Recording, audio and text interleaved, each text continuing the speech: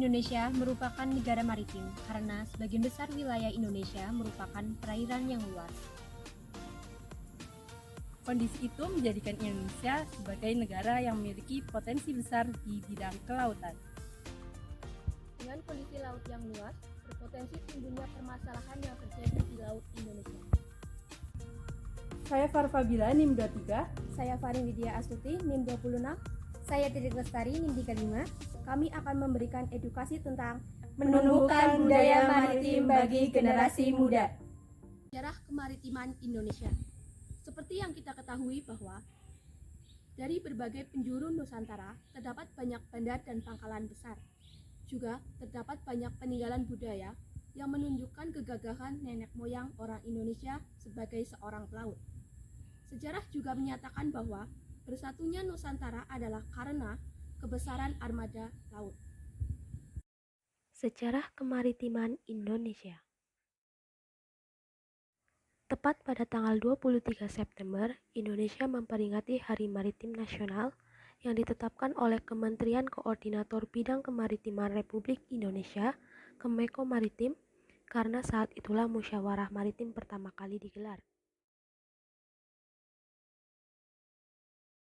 Tahun 500 sebelum Masehi, orang selatan menguasai perdagangan maritim yang besar dan jaringan komunikasi yang terpusat di wilayah kepulauan Indonesia. Tahun 650 Masehi, Sriwijaya, Dapunta Hyang Srijayanasa meluncurkan ekspedisi militer untuk menguasai Palembang dan Jambi yang merupakan dua pelabuhan perdagangan. Tahun 1275, Raja Muda dari Kerajaan Singasari mendeklarasikan visinya untuk memulai diplomasi maritim. Tahun 1334, Perdana Menteri Majapahit mengucapkan sumpah yang bersejarah untuk menyatukan Nusantara. Tahun 1521, dikuasainya Malaka, pelabuhan penting di gerbang utara Nusantara oleh Portugis. Tahun 1596, Portugis menguasai perairan Nusantara dan menjaga rahasia rute maritim ke Hindia Timur dari negara Eropa lainnya.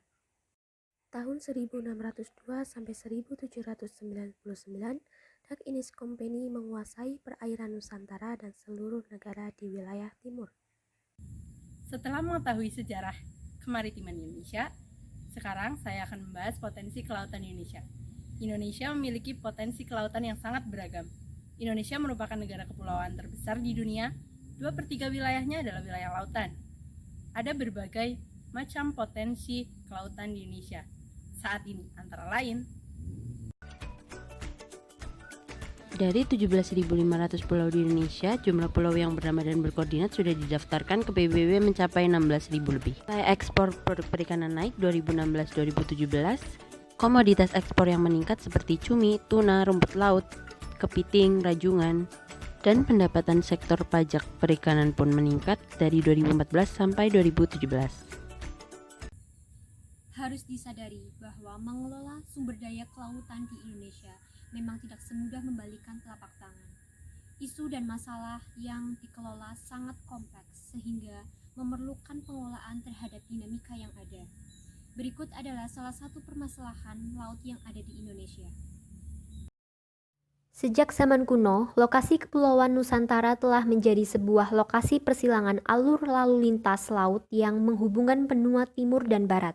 Menariknya, berdasarkan analisis para pakar, ditaksir sekitar 90% perdagangan global diangkut melalui laut, di mana 40% diantaranya melewati perairan Indonesia.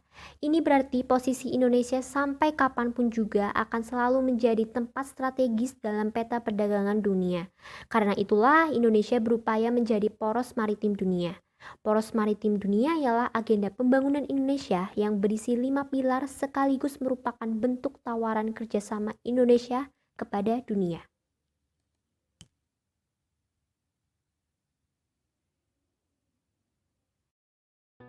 Dari berita sebelumnya, kalian tahu nggak apa itu destructive fishing?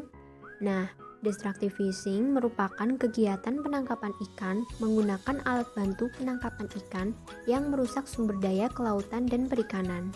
Lalu kegiatan dari destructive fishing diantaranya dengan menangkap ikan menggunakan racun potas, bom, dan juga cantrang. Dari kegiatan tersebut berdampak pada rusaknya terumbu karang dan habitat laut, kematian berbagai jenis ikan dan ukuran, serta mengancam keselamatan jiwa. Destructive fishing telah diatur dalam Undang-Undang Nomor 45 Tahun 2009 tentang Perikanan.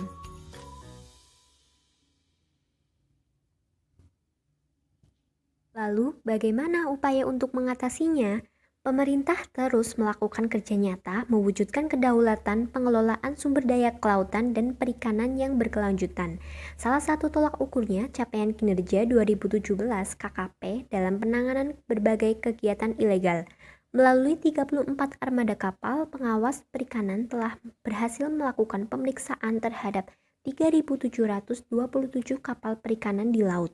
Dari jumlah tersebut, 132 kapal ditangkap karena terdapat bukti yang cukup telah melakukan illegal fishing, yang diantaranya 85 merupakan kapal perikanan asing dan 47 kapal lainnya merupakan kapal perikanan Indonesia.